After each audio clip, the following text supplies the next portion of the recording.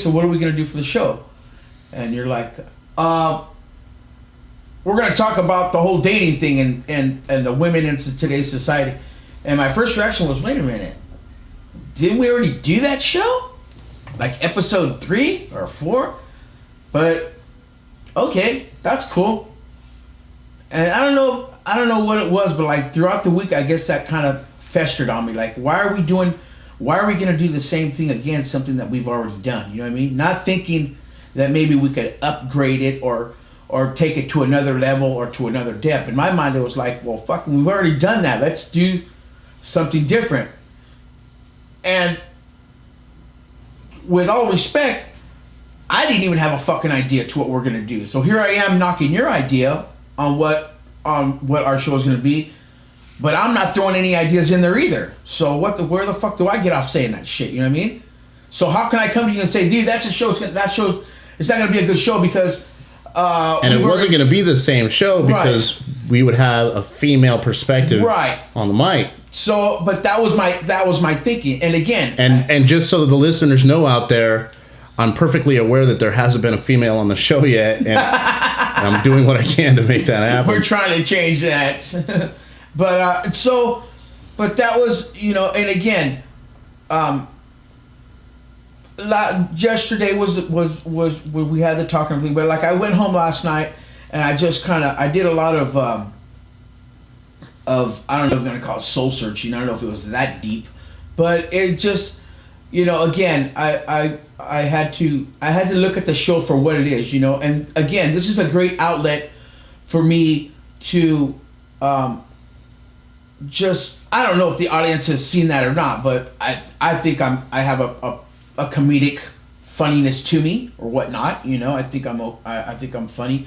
I don't like it when I have to be serious but I guess that's part of the deal in life, I guess. I don't know, but anyway, so I want to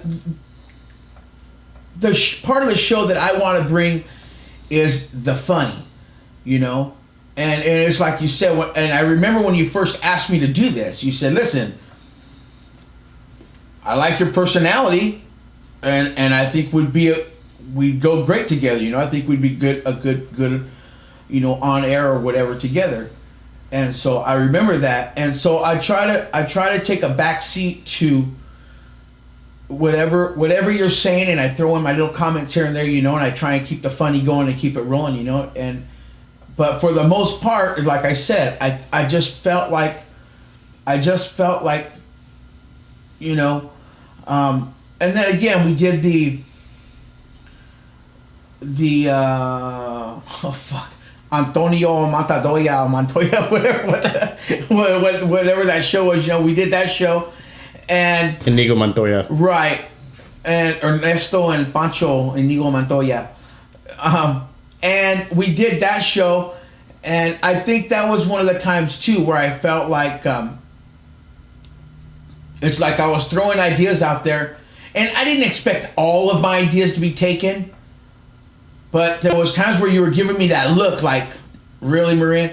And I'm like, well, fuck, I'm giving you ideas. I mean, I don't, and to be honest, the show came out, I think it turned out good, and I look at it as a lot of I would say that the creative of it was like a 60-40 split, you know what I mean? So I was glad that I was part of that, but and again, one of the things that had got me is I says, you said, well, we're going to do skits today. And I was like, okay, let's do some skits. That's cool, I said, well, we have the one skit, the Juan the Gardener skit. And you're like, no, let's not do that one. And I'm like, well, and in my mind, I'm like, and maybe I should have said that to you right there and then. I should have said it, but again, like you said, I fucking hold that shit in, And I go, I'm thinking, well, fuck, we already have a fucking skit. I even have the shit written out. Why can't we use it? It was a premise I'd given you, though. Right. So it wasn't like I was shooting down your idea. I was shooting down one that I'd given you. Right. You'd just taken the ball and ran with it. Right. So granted, you had your contribution there. Right. But you didn't tell me that you felt like your investment was getting rejected. Right. You're right. And so that was that was just one of those times where, and like I said, I don't take whatever I have to say when I'm here and I'm on the air, whatever issues I have here, whatever. I mean, I don't go home. Just for the argument's sake, for the theater of the mind, the Inigo Montoyas are no skit. They are our neighbors. My neighbors. Okay. And they'd be very offended if you were just brushing them off as figments of my imagination. No. Okay. So, my thing is that, I just want to be more involved in what's the doings of the show. Period. You know, with what's happening with the show, or at least I don't need recognition on every fucking thing I do, but I want to be, like I said, I just want to be more part of the show. It's like the last couple of weeks that we've done the show. It's like, and again, it's not to say anything that your creativeness was bad or whatever like that, or your ideas were bad. I just felt like I just wasn't part of the show. I just wasn't there. You know what I mean? It's like I'm there, and you see me, and I'm there, but when it conveys to the air, to the audience, it's like, where the fuck is he? You know what I mean? You get what I'm saying? That's how I feel, And so... Well, there are going to be shows where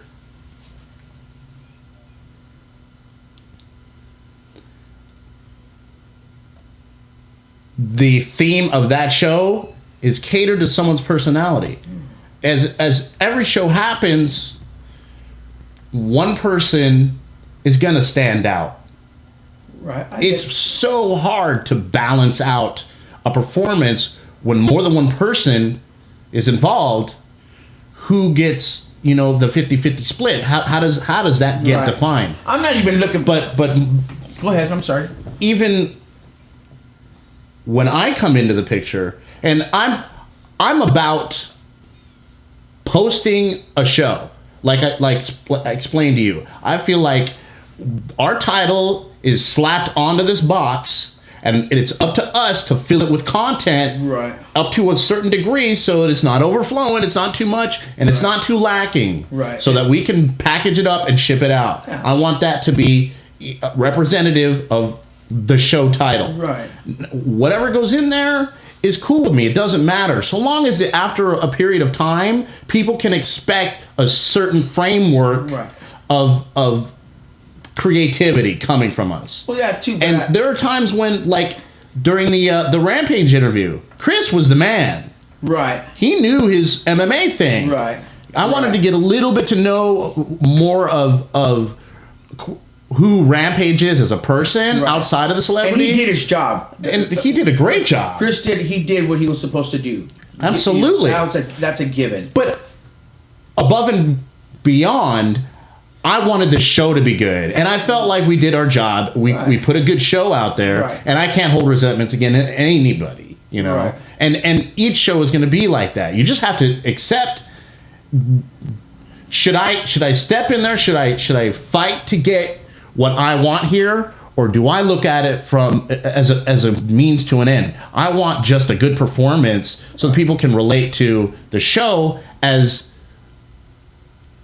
what they can expect. Is it good? Is it quality? And that's all. Or do I even want to listen to it?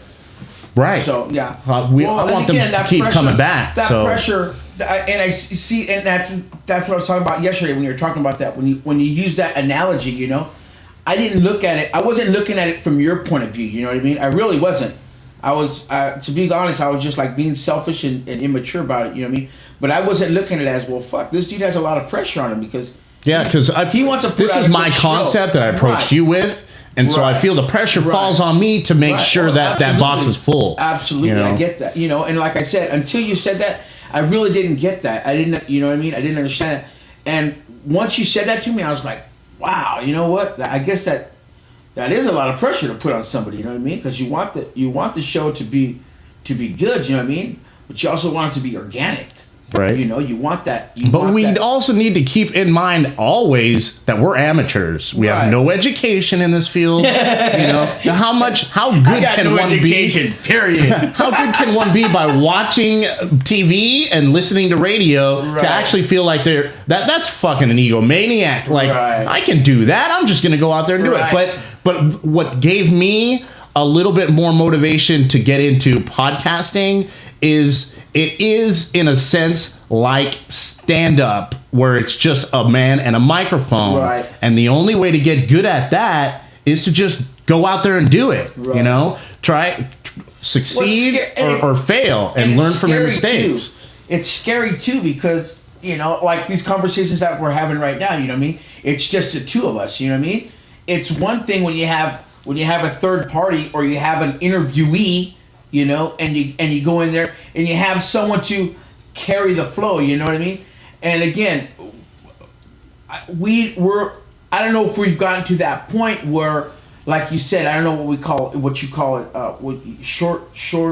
shorthand, where we can feed off of each other and we can like, and everybody in the audience knows what we're talking about. When you're with people that you grew up with, there are inside jokes that have been built from way back. It's part of your personality now. And you don't have that when you're out in your daily life. But when you get back to your zone in your home life with your homies, so to speak, there's a shorthand. Like you can cut to jokes and make that happen. But what we need to do, and I was explaining to Marin, is it's going to take time because we've barely known each other for like 2 years now. Yeah, a little over 2 years. And we really just spent time when we went to meetings together. Since we started the show, we're spending a lot of time together. Oh yeah, we're hanging out a lot more. So in the last 2 months, that's when we really can concentrate on building our quote unquote shorthand. But that takes a long time to build. References to things that have happened. And what I want to do is build that with the audience. So that after they listen to a number of shows, they get the frames of references that we're pulling from. We've built jokes that the audience member gets, and that's the great thing about putting a show on a podcast or on the air, so to speak.